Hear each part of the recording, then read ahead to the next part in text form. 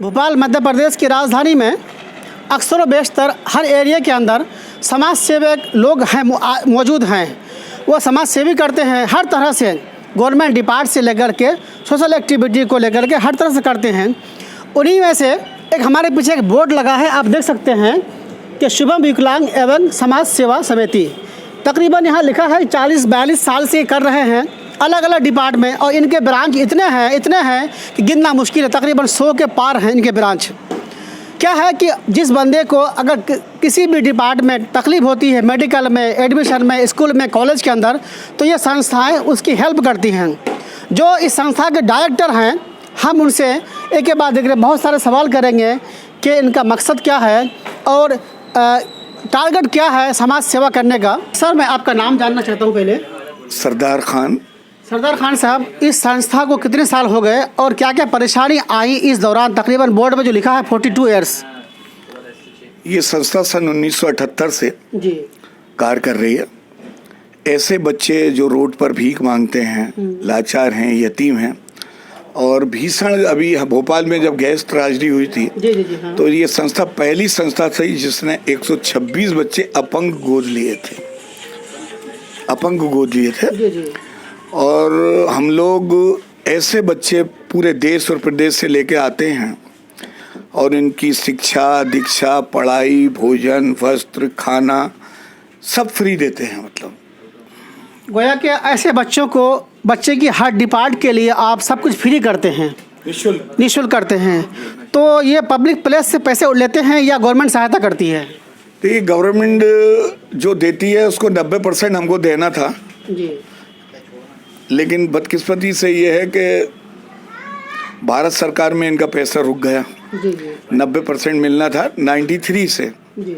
तो मैं high court चला गया, क्योंकि अब संस्थाओं की तो परंपरा है कि बिगर उसके काम नहीं होता। जो मैं नहीं कहना चाहता, तो मैं हाई कोर्ट चला गया और हाई कोर्ट ने मेरे साथ ये इंसाफ किया कि मैं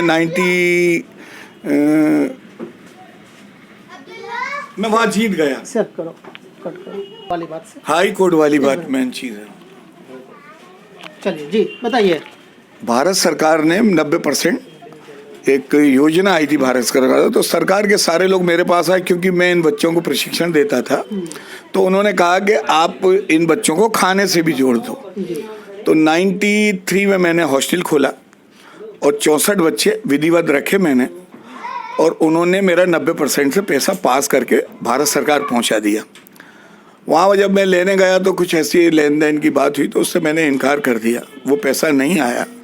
तो मेरे फादर, मेरे परिवार के बाद बहुत सारा पैसा था, मेरी दुकान भी है जीनियस टेलर से, वो पैसा मैंने लोगों से उधार लेके इन बच्चों को पाल दिया। वो पैसा अभी हाई कोर्ट में है। जी सर, आपका नाम? जी, शाह मुश्ताक। शाह मुश्ताक जी, इस संस्था में कितने लोग हैं और कितने ब्रांच हैं आपके? इसके अंदर हमारी संस्था के अभी दूसरी ब्रांच है ये जी। इससे पहले चिकलोद रोड पे थी जी। अब हेड ऑफिस हमारा ये है जी। और कोई फिजा पे हॉस्टल है हमारा। और इस संस्था से काफ़ी लोग जुड़े हुए हैं। हमारे सरदार भाई जो है 42 सालों से काम कर रहे हैं। मैं काफ़ी टाइम से उनको देख रहा हूँ और 15-20 साल से उनको जानता भी हूँ। इस संस्था से जुड़े हुआ अभी मुझे 1.5 से 2 साल हुए हैं और 310 संस्थाएँ मुझसे जुड़ी हुई हैं। 310 संस्थाएँ। ये पूरे एमपी के अंदर या उधर ऑल इंडिया? पूरे एमपी के अंदर लोग काम कराते हैं। जिनके काम रुके हुए हैं, अटके हुए हैं, वो काम में यहाँ से उनका कंप्लीट करके दर्शक को बताएंगे आप कि मतलब जो 300 के करीब संस्थाएं हैं, तो किस किस डिपार्टमेंट में क्या दिक्कतें आती, क्या काम करवाते हैं आप आम जनता के लिए? किसी भी तरह की कोई भी दिक्कत आती है, डॉक्यूमेंट से आती है या कहीं बिल रुके हुए हैं या कहीं से काम नहीं हो पा रहा है, तो वो काम मैं उनको पूरा कराता हूँ, उनको अंजाम देता हूँ पूरा। खुलासा नहीं हो पा रहा, जैसे कि मेडिकल है या कॉलेज के एडमिशन है या शादी ब्याह है या और गवर्नमेंट डिपार्ट के अंदर जॉब के लिए है, नौकरी के लिए, इस तरह के काम करते हैं? नौकरी के लिए तो नहीं, किसी भी डिपार्टमेंट से कोई भी परेशानी आती है, उन लोगों को बिल पास नहीं हो रहे हैं या उन लोगों की फाइलें आगे क्यों नहीं बढ़ रही हैं, क्या वजह है, तो वहाँ उन तक पहुँचाता हूँ मैं और फिर उनसे पूछता हूँ कि क्या वजह है, इनकी फाइलें क्यों रुकी हुई हैं, तो वो काम मैं उसको अंजाम तक पहुँचाता हूँ। अच्छा, गवर्नमेंट से कोई सवाल करना चाहेंगे आप? किस तरह का? अपनी परेशानी को देखते हुए।